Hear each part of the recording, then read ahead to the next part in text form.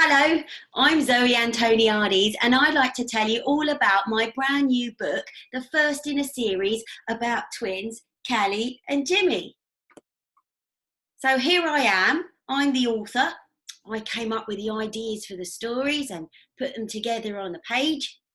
But I don't do this book alone. I have a partner, Katie Kear. She's the illustrator and she's responsible for bringing the characters to life on the page with her fantastic drawings. There are 4 stories in the book, so it looks a bit like a chapter book, and each section is a long, short story. The first, Double Trouble, they get all mixed up in all sorts of paint and mischief. Double Dare, where they cook some cakes with a very special secret ingredient. Double Act, where they have to get involved with their class assembly and it doesn't quite go according to plan, as things never do with Callie and Jimmy. And Double Digits, where they celebrate their 10th birthday. So what better way of introducing you to the characters than to read the introduction to the book? So here it goes. I have a twin brother. Everyone calls him Jimmy, which is sort of the English version of Dimitri, his actual Greek name. Our mum's Greek, you see, because our grandparents are from Cyprus. Dad's not Greek, he's from Clapham. I'm Callie, short for Calista, which means, and I don't want to sound big-headed or anything, but it means most beautiful. I'm not sure about Dimitri, but if Dimitri means most annoying brother in the whole wide world, then that's him. So that's our Callie and Jimmy. And just because they're twins, it doesn't mean they're the same. If you have a brother or sister, do you like to be compared to them? Or are you different? Just because you've got the same parents, it doesn't mean that you're always the same. And Callie and Jimmy are very different. So what are they like? Well, I've got a few words to sum them up here. Callie is bossy, smart, competitive, and very responsible. She gets given all the jobs at school, that sort of thing. She likes to be sensible. Whereas Jimmy, he is funny, silly, lively, or Callie sometimes calls him hyper, and reckless. That means he doesn't always think before he acts, which is why they often end up in trouble. Hence the title of the book, Twins in Trouble. Callie describes Jimmy as the most annoying brother in the whole wide world, and she has to end up saying Jimmy a lot because of it. But just like brothers and sisters sometimes squabble or argue or have their differences, they are also very close, especially as they're twins, because they do everything together, share everything together, including experiences. So deep down, they do really like each other and care about each other. There's another really cool and important character in the book. She's called Yaya, which is Greek for grandma. She lives with the children and looks after them a lot, picks them up from school, that sort of thing, because mum's quite busy with work and dad doesn't live with them now. There's Yaya trying to get them out the door on the way to school. A very busy, typical morning. Jimmy's being a bit of a handful as always. He gives Yaya the run around a lot. There she is, being quite exasperated by Jimmy. There's another guy, Grant. He's what Callie calls the fix-it man. He comes around and does some painting and decorating, and he's quite good friends with Mum as well. And in the story that I'm going to read you, which is the first story in the book, Grant has come round to paint the outside of the house. Callie and Jimmy don't like him very much. You can see on the stairs, they're sort of looking a bit glumly at him. So they've gone upstairs to get away from Grant. And Callie's a bit bored. So when Jimmy goes to the loo, she tries to play a trick on him and she hides outside the toilet door, waiting to jump on him. But I think Jimmy has got wind of that. He knows that Callie's waiting behind that door. So he does a very naughty thing. He climbs out of the toilet window and all the way down the drain pipe. There he is, climbing out. And Callie looks through the keyhole and can see his feet disappearing out of the window. But when they get outside, because Callie runs back outside to catch Jimmy, and they look up, they see that Jimmy has made a real mess of Grant's painting. And that's the bit of the story I'd like to read to you. It gets even worse. Jimmy, I gasped in horror. Look what you did. Jimmy's jaw dropped. All the way down Grant's freshly painted white wall from the window to the ground were Jimmy-shaped handprints and Jimmy-shaped footprints. And all over Jimmy was evidence of Grant's fresh paint. Mum's gonna kill you, I said. Jimmy gulped. But then a moment later, he started marching towards the shed in the back garden. What you doing? I called after him. Well, we'll have to paint it again, won't we? What? Grant keeps all the leftover paint in the shed. Come on. I chased after him. Well, I didn't have much choice.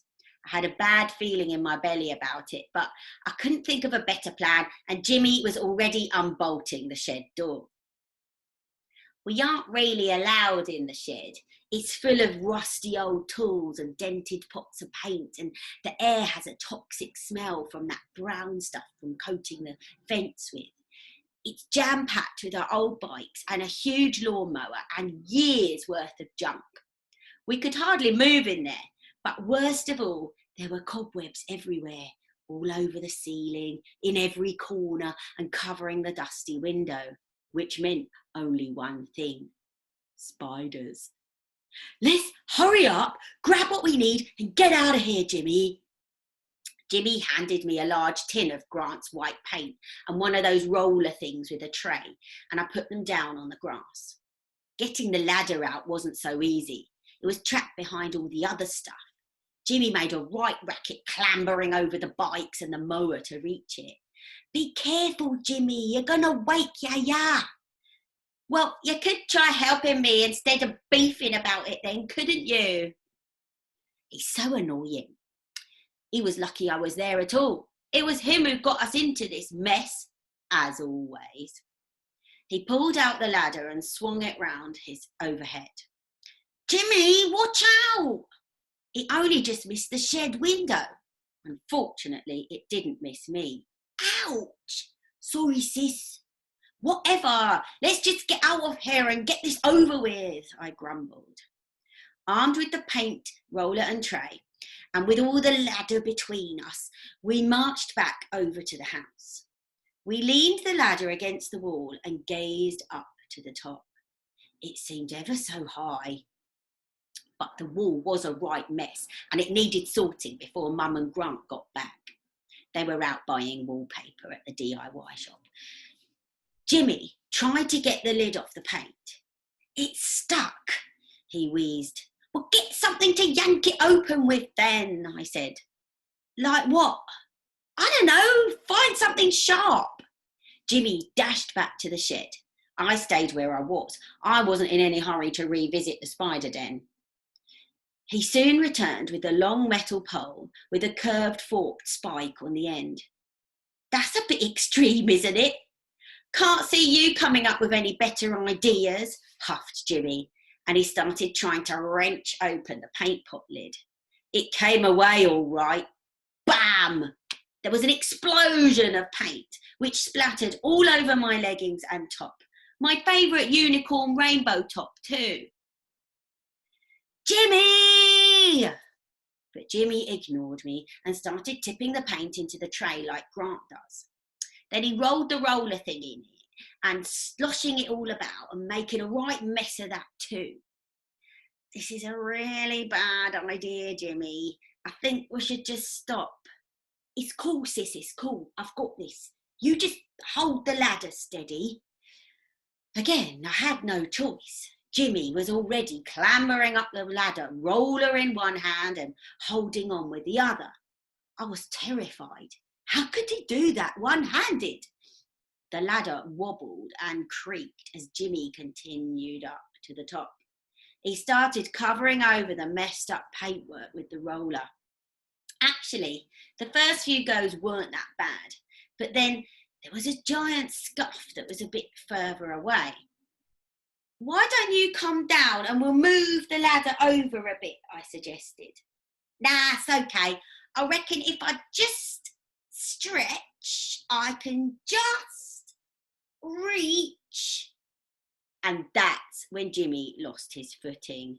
He dropped the paint roller, which landed on my head, and grabbed the ladder with both hands, but he still went sliding down, down, down, landing with an almighty crash, one foot skidding through the tray and the other finishing smack bang in the middle of the pot of paint.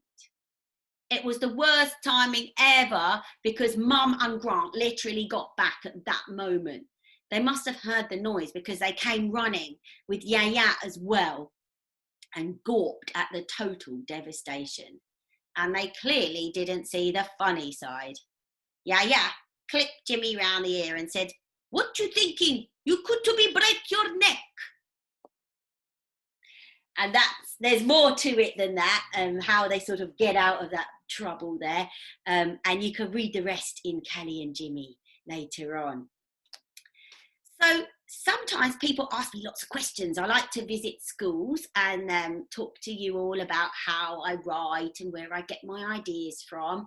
And lots of people, one of the main questions people ask me is, where do I get my ideas from? So there's lots of different places actually.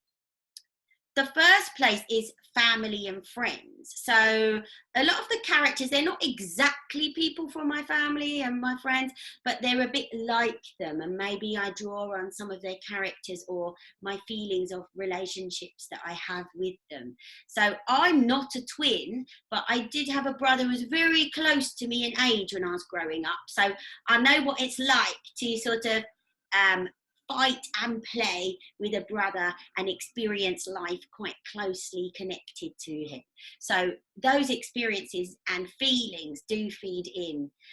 The Yaya character is like lots of sort of Greek old ladies that have come across in my life, old aunties, other people's yayas and grandmas. So a little bit of mixture of people from my life come creeping into my characterizations. Another place where I like to get my ideas from is working with children just like you. I do creative writing workshops or visit schools and talk to you about ideas for stories. I might say, what setting might you like to put Callie and Jimmy in next? Or what trouble might they get up to next? Or, you know, I ask you, what would you like to see in the next story?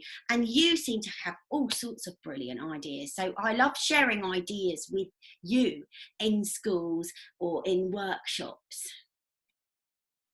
I also draw on real life experiences. So a lot of things that have happened in Callie and Jimmy might have really happened in my life, or I've heard that they've happened to other people.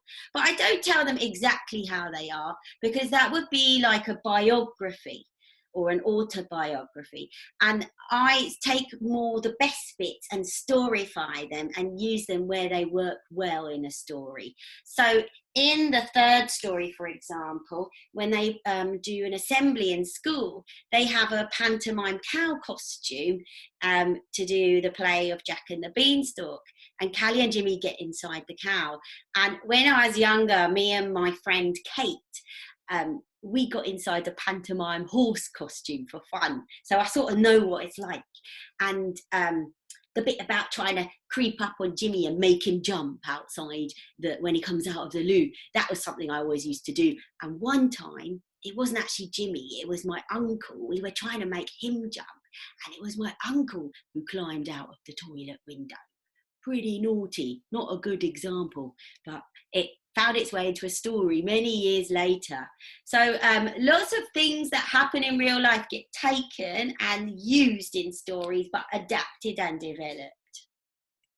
But the best place where I get my ideas is sometimes when you're writing and you're really into your writing, we say we're immersed in our writing. You just enter the world of the story. And although we kind of plan our stories, while we're writing, new ideas start jumping into our heads and coming out of the imaginational cloud, if you like. And I call that the imaginational magic, when the story ideas start evolving all by themselves. That's when the writing really is fun, when it takes on a life of its own and you just live it. It's brilliant. And that's why I like to be a writer. So that's a little bit about Callie and Jimmy. Moon Lane booksellers are selling it. Any other bookstores where you might go and visit will have a copy of Callie and Jimmy for you, or even your library. So look out for it. And I hope when you do get hold of Callie and Jimmy, you really enjoy the stories just as much as I did writing them, and Katie Kear did illustrating them. So happy reading, everyone. And thanks for listening today. Bye for now.